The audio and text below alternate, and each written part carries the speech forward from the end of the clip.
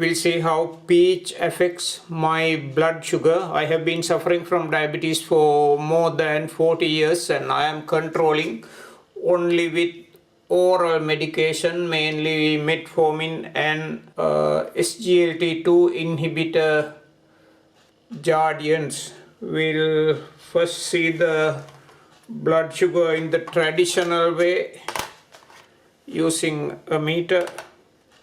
You need to multiply these values by 18 to get the American values. So I think in India also they measure that way. If you stand up, it is easier to prick the finger. Pardon me for my bad English, because English is not my mother tongue, and that is why some of my videos or most of my videos on the YouTube are artificially generated.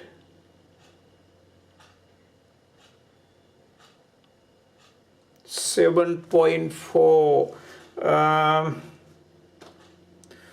that would be about 140. I will put the values here, and now I eat this. They are not as sweet as plums and other stone fruits, even better than apples. Even though people used to say apple a day keep the doctor away, it is not true now, because most of the apples, these are, I think one called the pink lady, and they are hybrid varieties which are very sweet and they might raise the blood sugar compared to things like this. I will show you the blood sugar in another 1 hour. After eating a peach, we'll see the blood sugar level. We had 7.4 before, and you need to multiply it by 18 to get the American system values, and we'll see whether my blood sugar has improved or gone bad. And we'll put a new strip into this. I am using an AccuCheck machine, and for me it is much easier than using a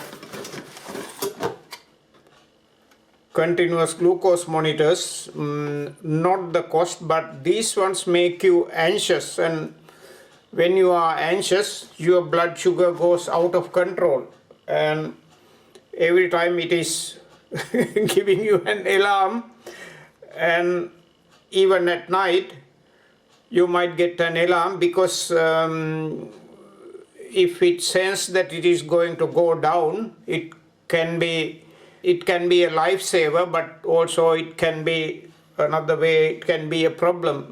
There was an incident in Australia. If you are in Victoria, you must know. Basically, a man has gone through a restaurant because he has become hypoglycemia and blood sugar level fallen below what it should be. We'll see what is this.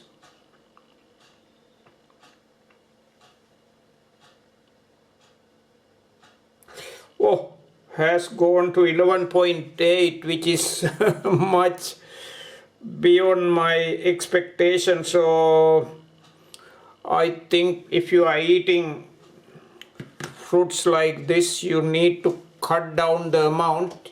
This one is about 200 grams, the one I ate, and I checked the weight of the seed, and it is less than 10 grams, and so it is almost 190 grams. So that is little bit too much, so we'll have to reduce the amount. So what I am going to do now is basically to go for a walk or go for a run to bring it down under control, because I don't like blood sugar levels going above 9 in this case. So in the American system, I don't like the blood sugar going around above 160, because then other organs start to get damaged. So the damage will depend on how long the duration, what is called the, you have to maintain what is called the time in range, that you have to get at least about, my target is to get 100% within 7 and 10. It has been 2 hours since I ate the fruit, and we'll see what is the blood sugar now. I instead of going for medication or insulin injections, I prefer to control with natural methods, because the side effects of medicine and insulin can be uncontrollable. So sometimes if you take insulin, you might get into what is called the hypoglycemia, and same with some medications like sulfonylureas. Most of the medications can cause hypoglycemia except metformin and also SGLT2 inhibitors. We'll see what is the situation with blood sugar now, whether it has gone down below 9 or below 116 American system. Machine is ready. It is ready.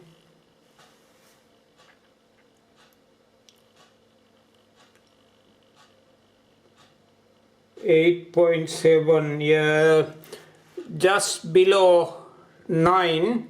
So I am happy, but and we'll monitor the progress, and we want to test most of the fruits to see how they respond to blood sugar. These values can be different for different people, so it has some sort of pattern, but then individual responses might vary. So somebody might not have any blood sugar rise, but most people with diabetes will have a rise of blood sugar. This is my lunch. We'll see whether my blood sugar comes down to sort of normal level after eating this one. So this one mainly vegetables, nothing with lot of carbohydrates. So the main thing is I have some cabbage. I prepared it sort of in a sort of stir fried it, and then there is okra. Okra is good for reducing your cholesterol because they have a lot of soluble fiber. Then there is eggplant. Eggplant is also a nutritious food because they have some antioxidants in that. And then last thing but is green beans. These are actually frozen beans because frozen ones are the cheapest one you can buy in Australia. So maybe it is the same in other countries, but if you can get the fresh ones, maybe better. But I heard that some researchers are saying that frozen beans are much more nutritious because normally they pack in the farm itself, so all the good nutrients are still packed in the frozen package, whereas if you buy loose, then it may have spoiled while it is sitting in the shelves. Yeah, okay. And I will show you the blood sugar in about 2 hours, because it might take 2 hours for the blood sugar to go down. And the other thing is, I have, you can't see it, I have little bit of salmon, small fish. It is also canned fish.